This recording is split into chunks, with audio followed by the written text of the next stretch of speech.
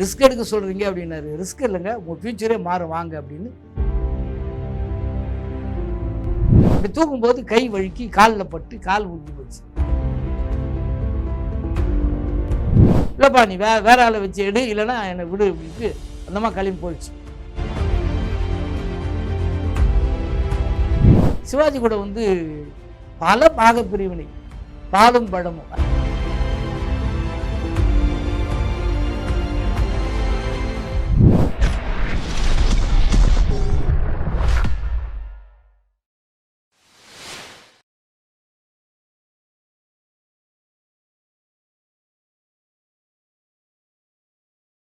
திரைமொழி நேயர்களுக்கு வணக்கம். பெருத்துளசி பழனிவேல் பேசுகிறேன்.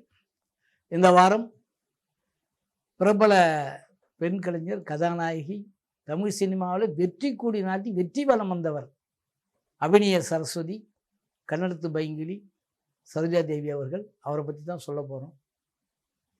அற்புதமான ஒரு கலைஞர். ஆண்களுக்கு மட்டும் இல்லை, பெண்களுக்கும் பிடிச்ச ஒரு நடிகை. ஏன்னா காஸ்டியூமில் அவ்வளோ அழகாக கவனம் செலுத்த ஒரு நடிகை. அவங்க வந்து போட்டுக்கிற ஜாக்கெட்டு ஃபுல்லாக, அதாவது கையோட முழங்கை வரைக்கும் அவங்க ஜாக்கெட் போடுவாங்க. கழுத்தை மூடின மாதிரி தான் அவங்க ஜாக்கெட்லாம் இருக்கும்.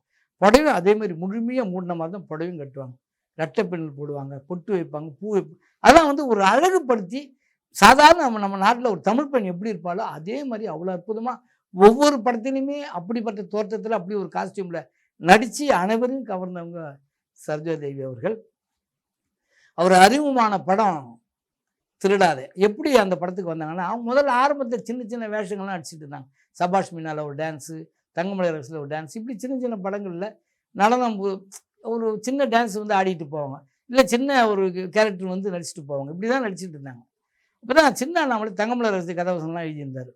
அவர் எழுதும்போது அந்த படத்தில் நடித்த ஒரு பொண்ணை பார்த்துடுறாரு. ரொம்ப நல்லா இருக்கு, ஃபியூச்சர் நல்லா வரும்பொழுது தோணுது அவருக்கு. அவர் வந்து புரட்சித்தலைவர் எம்ஜிஆரை சந்தித்து உங்களை வச்சு ஒரு படம் பண்ணணும் அப்படின்னு கால் ஷீட் கேட்குறாரு. அவர் கால் ஷீட் கேட்டவுடனே அவர் என்ன சொல்கிறார், தலைவர் வந்து என்னங்க திடீர்னு வந்து கால் ஷீட்லாம் கேட்குறீங்க நீங்கள், ஏன்னா அவர் வந்து அகில இந்திய சிவாஜி ரசிகர் மன்ற தலைவர். அவர் நீங்கள் வந்து என்ன வச்சு எடுக்கிறேன்னு வரீங்களே என்னார். அதனால நாங்கள் நீங்கள் கால் ஷீட் தரீங்களே சொல்லுங்கள். எனக்கு வந்து நீங்கள் வெறும் கத்தியை வச்சுக்கிட்டே சண்டை போட்டு காலத்துக்கு பாகவதர் அந்த ஹேர் ஸ்டைலை வச்சுக்கிட்டு அந்த ராஜ உடையில் வந்து இப்படியெல்லாம் வண்டி ஓட்ட முடியாது. எனக்கு மாறி போச்சு, சினிமா மாறிடுச்சு, எல்லாருமே மாடர்னுக்கு வந்துடுச்சு சினிமா. நீங்களும் மாடர்னுக்கு வாங்க, கத்தியை தூக்கி போடுங்க, போட்டு சமூக கதைக்கு வாங்க அப்படின்னு இவர் தான் சின்னண்ணாமலை தான் அவருக்கு அட்வைஸ் பண்ணுறேன். இல்லைங்க, நான் வந்து கத்தி சண்டை போட தான் என் ரசிகலாம் விரும்புவாங்க. அதெல்லாம் அப்பங்க, இப்போல்லாம் அப்படிலாம் யாரும் இன்ட்ரெஸ்டாக இருக்க மாட்டாங்க. அதே கனவுல இருக்காதீங்க, கத்தியை தூக்கி போடுங்க, வாங்க மாடர்ன் ட்ரெஸ்லாம் போடுங்க, போட்டு நீங்கள் சமூக கதைக்கு வாங்க அப்படின்னு சொல்லி அவர் தான் தொந்தரவு பண்ணி அவரை மாற்றினவர். ரிஸ்க் எடுக்க சொல்கிறீங்க அப்படின்னாரு. ரிஸ்க் இல்லைங்க, உங்கள் ஃப்யூச்சரே மாறும் வாங்க அப்படின்னு எம்ஜிஆர் மாற்றி கொண்டு வந்தவர் சின்னண்ணாமலை. அப்படி வந்து ஒத்துக்கிட்டாரு. அப்போ என்ன கதைன்றாரு, ஒரு பாக்கெட் மார் அப்படின்னு ஒரு கதை வாங்கி வச்சுருக்கேன், ஹிந்தி படம், அதை பாருங்கள், அது ஓகேனா அதை பண்ணுவோம்னு சொல்லி நானே தயாரிக்கிற படத்தைன்னு இறங்கிட்டார். அது பாக்கெட் மார் பார்த்தார், எம்ஜிஆர் ரொம்ப பிடிச்சி போச்சு, அதுக்கு ஒரு டைட்டில் வைங்கினார். டைட்டில் வச்சவர் தான் மா லட்சுமணன், ஒரு கதாவசன கர்த்தா. அவர் கூடவே இருந்தவர். அந்த படத்தில் அவர் பணியாற்றி இருந்தார் மா லட்சுமணன். அவர் தான் திருடாதன்னு ஒரு டைட்டில் வச்சார். எம்ஜிஆர் பிடிச்சி போய் அவருக்கு 500 ரூபாய் பணமே கொடுத்தாரு, நல்லா இருக்குன்னு.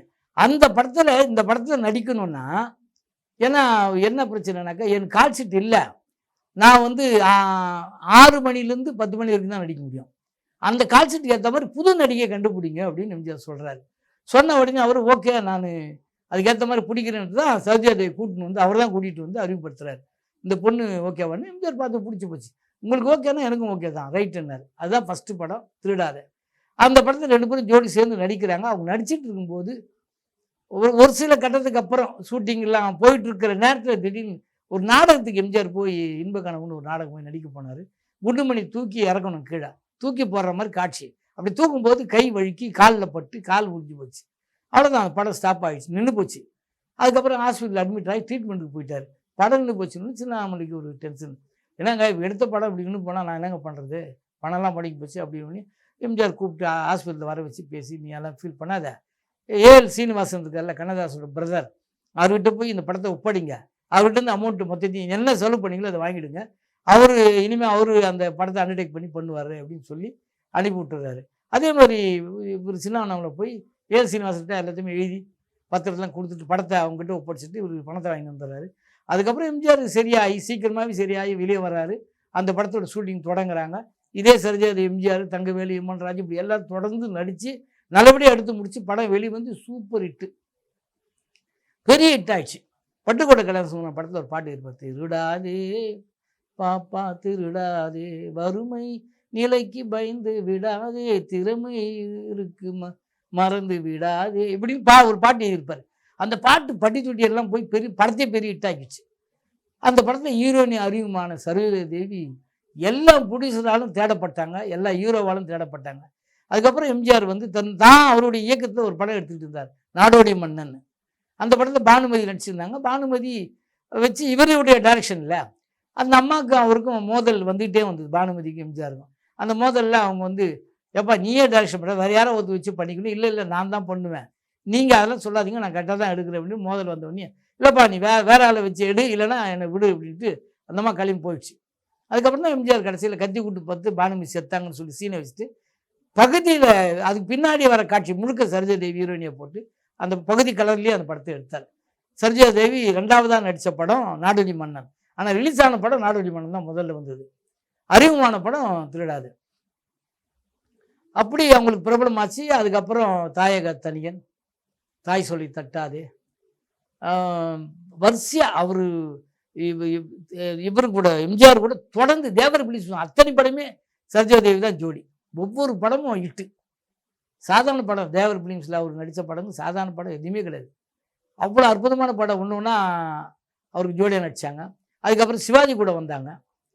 சிவாஜி கூட வந்து பல பாகப்பிரிவினை, பாலும் படமும், அந்த பால வர படம் ஃபுல்லாக அந்த அம்மா அவருக்கு ஜோடியாக நடித்தாங்க. அத்தனை படங்களும் சூப்பர் ஹிட்டு, பொருத்தமான ஜோடினாங்க. இவங்களும் எம்ஜிஆருக்கு ஒரு 28 படம் 26 படம் இவங்க ஜோடியாக நடித்தாங்க. யாருக்கு? எம்ஜிஆருக்கு. அந்த ஜோடி அவ்வளோ ஹிட்டு. அப்பவும் சரோஜாதேவி எம்ஜிஆர் ஜோடி பெரிய ஹிட்டு, சூப்பர்னாங்க. அதே மாதிரி சிவாஜிக்கும் அந்த ஜோடியாக நடித்த படங்கள் அத்தனை படமும் சூப்பர் ஹிட்டு. நடித்த ஒரு படம் கூட சோட போகல, அத்தனையுமே ஒவ்வொரு படமும் ஹிட்டு. இருவர் உள்ளம் அப்படி பேசப்பட்ட ஒரு படம் அவங்க ஜோடி. அவ்வளோ அழகாக 2 பேரும் சேர்ந்து நடித்தாங்க. அதுக்கப்புறம் ஜெமினி கூட வந்து பல படங்கள் அவங்க ஜோடி நடித்தாங்க. சாதாரண படங்கள் அவங்க கூட நடித்த படங்கள் ஒவ்வொன்றுமே அவ்வளோ அற்புதமான படம். அதுக்கப்புறம் ரவிச்சந்திரன் கூட நடித்தாங்க, ஜெய்சங்கர் கூட நடிச்சு, இப்படி ஒவ்வொரு கலைஞர் கூடவும் நடித்தாங்க. அத்தனை படமே ஹிட்டு தான், பெரிய அளவுக்கு பேசப்படுத்த. இவங்க எல்லாருமே தமிழ், தெலுங்கு, மலையாளம், கன்னடம், ஹிந்தி அத்தனை மொழியிலும் போய் நடித்த கலைஞர்கள். ஏன்னா அன்னைக்கு நடித்த கதாநாயகி பெரும்பாலுமே எல்லா மொழியும் நடித்தவங்க தான். அத்தனை படங்களும் எல்லா மொழிக்கும். இப்போ பேன் இண்டியா படம்ன்றாங்களே, அப்போவே அவங்க பேன் இண்டியா ஆர்டிஸ்டாக தான் இருந்தாங்க. அது இவங்களாகட்டும், ஜெயலலிதா ஆகட்டும், பானுமதி ஆகட்டும், எல்லா நடிகையுமே அப்படி தான். ஏன்னா அன்றைக்கி எல்லா மொழியுமே அவங்க நடித்தாங்க. சரோஜாதேவி பல படம் நடித்தாங்க. கேஎஸ் கோபாலகிருஷ்ணன் படம் அத்தனை படமும் அவங்க நடித்தாங்க. குலவிளக்குன்னு ஒரு படம் முழுக்க முழுக்க அவங்களுக்காக எடுத்த படம். அப்படி ஒரு பெத்தமனம் பித்துன்னு ஒரு படம், அந்த படத்தில் பானுமதியோடு சேர்ந்து இவங்க நடித்தாங்க. சூப்பர் ஹிட்டு அந்த படம். இப்படி 5 லட்சம்னு ஒரு படம், அருணோதயம்னு ஒரு படம், ஒவ்வொரு படமும் என் தம்பி, அன்பளிப்பு, எல்லா படமும் அவங்க நடித்த படங்கள் அத்தனையுமே சூப்பர் ஹிட்டு, பெரிய வரவேற்பு பெற்றது. இடையில வந்து அவங்க திடீர்னு அவங்க கல்யாணம் பண்ணிக்கிட்டு, அர்ஷான்னு ஒருத்தரை கல்யாணம் பண்ணிக்கிட்டு அவங்க அமெரிக்கா போனாங்க. அதுக்கப்புறம் அவங்களுக்கு திரும்பி படங்களில் நடிக்க வைக்கிறது மறுபடியும் கூட்டின்னு வந்து அவங்களை நடிக்க வச்சாங்க. புரட்சி தலைவர் எம்ஜிஆர் அவர்கள் படங்களில் அதிகமாக நடித்தவங்க, நல்ல பழக்கமானவங்கனால எம்ஜிஆர் அவங்களை எப்படியாவது அரசியலில் கொண்டு வரணும் அப்படின்னு ஆசைப்பட்டார். அவங்கள வர வச்சு பேசினார். அரசியலுக்கு நீ வா, என் கூட வந்துரு, நீ அரசியலுக்கு வந்தீங்கன்னா உன்னை பெரிய ஆள் ஆக்குறேன் அப்படின்லாம் சொன்னார். அவங்களுக்கு அதில் இன்ட்ரெஸ்ட் இல்லை, அரசியல் எனக்கு வேணாம், அரசியல் எனக்கு பிடிக்கல அப்படின்னு சொல்லிட்டாங்க. இல்லைன்னா அவங்க அரசியலில் வந்திருந்தாங்கன்னா இப்போ புரட்சி தலைவி ஜெயலலிதா எப்படி வந்தாங்களோ அதே மாதிரி அவங்களும் வந்திருப்பாங்க அரசியலில் கண்டிப்பாக. அதுக்கான முயற்சிலாம் அவர் பண்ணார். ஆனால் அவங்களுக்கு விருப்பம் இல்லை. இல்லைங்க எனக்கு விருப்பம் இல்லை, நான் அரசியலுக்கு வரலன்ட்டார். எங்கள் வீட்டு பிள்ளைலாம் எம்ஜிஆருடைய ஜோடி நடித்து பெரிய ஹிட்டு கொடுத்த படம். எங்கள் வீட்டு பிள்ளை சாதாரண படம் இல்லை, அவருடைய அந்த அம்மாவோட வரலாற்றில் அவ்வளோ பெரிய சிறப்பு பெற்ற படம் எங்கள் வீட்டு பிள்ளை. அவங்க திரையுலக வாழ்க்கையில் கடைசியாக நடித்த படம் ஆதவன் ஒரு படம், சூர்யா கூட சேர்ந்து நடித்தாங்க.